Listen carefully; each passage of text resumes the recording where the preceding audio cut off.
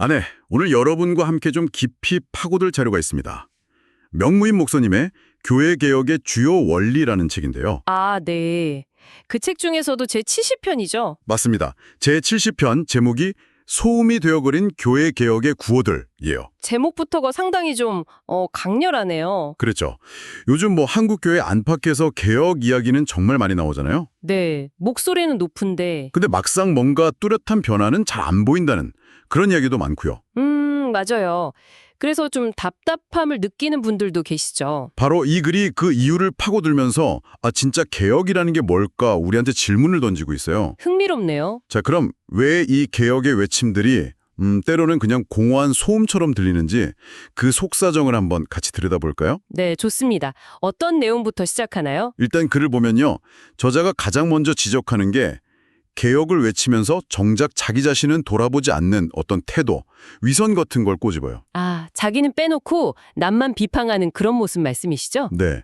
그리고 또 하나는 구체적으로 뭘 어떻게 바꾸자는 건지 그 알맹이가 빠진 경우가 너무 많다는 거예요. 그냥 개혁하자. 이렇게만 외친다는 거죠. 구체적인 방향 없이. 그렇죠.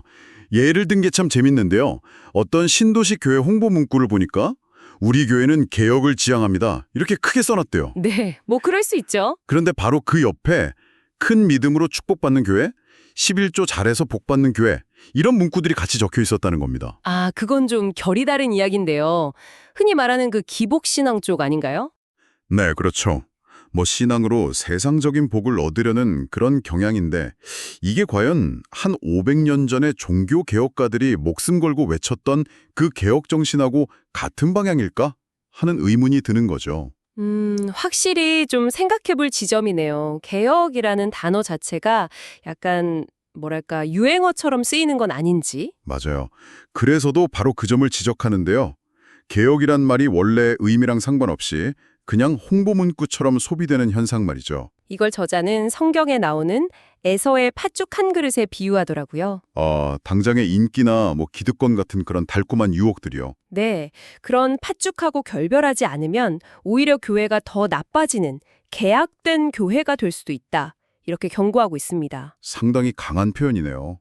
개혁된 교회라니. 그리고 인터넷 같은 데서 잠깐 주목받으려는 듯한 그런 소형주의자들의 단편적인 외침들도 나오잖아요. 네, 있죠. 그런 구호들 역시 실제 변화를 만들기는 어렵다고 보고요. 잠깐 반짝하고 마는 거죠. 그렇군요. 결국에는 자기 자신에게 먼저 적용하지 않는 개혁 구호는 그냥 시끄럽기만 한 소음일 뿐이고, 네, 심지어 위선적일 수 있다는 거죠. 네, 진짜 변화는 나 자신부터 시작해야 한다. 이 점을 아주 강하게 이야기하고 있어요. 그게 참 어려운 부분 같아요. 자기를 돌아본다는 게. 맞아요. 이런 자기 성찰 없이 그냥 남탓만 하고 교회가 타락했다 이렇게 외치는 건 그냥 자기기만이라는 거예요. 스스로를 속이는 거다. 네. 그리고 이런 식의 접근은 기껏해야 겉모습만 바꾸려는 어떤 피상적인 도덕주의 운동으로 흐르기 쉽다고 지적합니다. 아, 도덕주의 운동? 그러니까 신앙의 본질보다는 그냥 외적인 행동 개선에만 집중하는 그런 모습이요. 그렇죠. 물론 기독교 신앙의 도덕과 윤리가 중요하죠. 아주 중요하지만. 하지만 그게 전부는 아니라는 거죠. 맞습니다.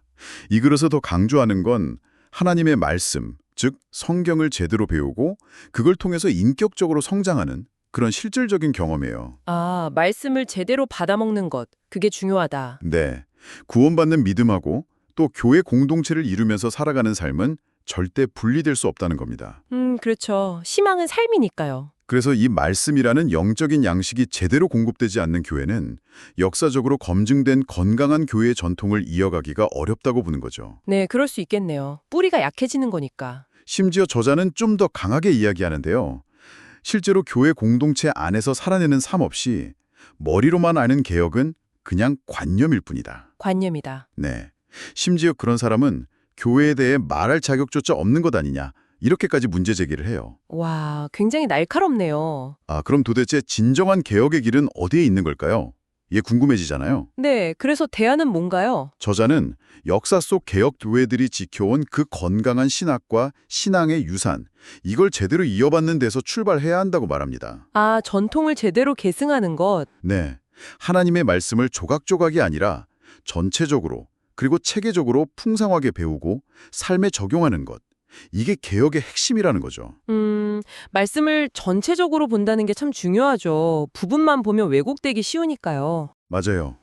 그렇게 할 때 비로소 우리 시대의 교회가 감당해야 할 사명이 뭔지 제대로 깨닫고 또 세상의 여러 가치관들에 맞서서 영적인 싸움을 제대로 할 수 있다는 그런 논리입니다. 결국은 말씀으로 돌아가야 한다는 거군요. 네.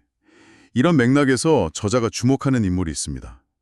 바로 존 칼빈이에요. 아, 종교개혁가 칼빈? 네. 특히 그의 유명한 신학서적이죠. 기독교 강요.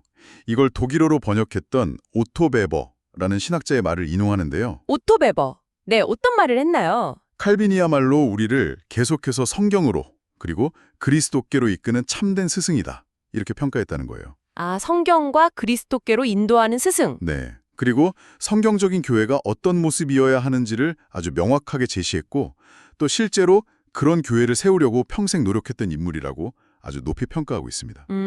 칼빈의 신학과 그 실천을 중요하게 보는군요. 그렇습니다. 그래서 이 글을 쭉 읽어보면 저자가 말하는 진짜 개혁자는 어떤 사람이냐 이게 좀 그려지는 것 같아요. 어떤 사람일까요? 막 도덕적인 잣대를 들이대면서 사람들을 선동하고 그런 사람이 아니라는 거죠. 네, 그런 이미지와는 좀 다르네요. 오히려 성경 앞에서 철저하게 자기를 비춰보고 그 개혁의 원리를 자기 자신에게 먼저 적용하는 사람. 아, 자기 성찰이 먼저군요. 네. 자신이 먼저 변화되어야 할 대상이라는 것을 아주 겸손하게 인정하는 데서 시작하는 겁니다. 그게 참 중요하면서도 어려운 일이죠. 그렇죠. 마치 그 종교 개혁가들이 오직 성경, 오직 믿음, 오직 그리스도, 오직 은혜, 오직 하나님께 영광 이 5가지 핵심 원칙, 우리가 오솔라라고 부르는 것을 외쳤던 것처럼요. 네, 종교개혁의 핵심 구호들이죠. 저자는 바로 이렇게 성경의 원리에 충실했을 때 당시에 막강했던 로마 카톨릭의 잘못된 가르침이나 교회관을 넘어설 수 있었다고 설명합니다. 아, 성경 원리의 힘이군요. 네. 그리고 그 결과로 참된 교회의 3가지 표지, 즉 말씀이 제대로 선포되고 성례가 올바로 집행되고 권징이 신실하게 시행되는 그런 모습이 분명하게 드러났다고 이야기하고요. 그게 바로 참된 교회의 3대 표지.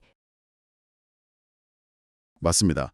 자, 오늘 이렇게 명무임 목사님의 글을 통해서 교회 개혁에 대한 좀 깊은 이야기를 나눠봤는데요. 네, 여러 가지 생각을 하게 만드는 글이었습니다. 결국 요약하자면 진정한 교회 개혁이라는 건 막 시끄러운 구호나 어떤 거칠애가 아니라 네, 보여주기식이 아니라 네, 하나님의 말씀에 깊이 뿌리내린 신앙과 신학, 이걸 바탕으로 한 철저한 자기 성찰과 삶에서의 실천, 여기서 비롯된다는 점을 아주 힘주어 말하고 있습니다. 정말 중요한 메시지라고 생각합니다. 자, 여기서 저희가 한 걸음 더 나아가서 여러분께 질문을 하나 던져볼까 하는데요. 네, 어떤 질문인가요? 오늘날 우리 주변에 정말 수많은 개혁의 목소리들이 있잖아요. 그렇죠. 여기저기서 들려오죠. 그중에서 과연 어떤 것이 정말 신앙에 기초한 진정한 변화를 향한 외침이고 또 어떤 것이 그저 공허한 소음이나 아니면 좀 얄팍한 도덕운동에 불과한 걸까? 이걸 우리가 어떻게 분별할 수 있을까요? 정말 중요한 질문이네요. 분별력. 네. 이 질문에 대한 답을 여러분 스스로 한번 찾아보시는 건 어떨까 하는 생각을 남겨드립니다. 네, 각자에게 주어진 숙제 같기도 하고요. 네, 오늘 저희 이야기는 여기까지입니다. 경청해 주셔서 고맙습니다. 네, 다음에도 유익한 내용으로 만나 뵙겠습니다. 고맙습니다.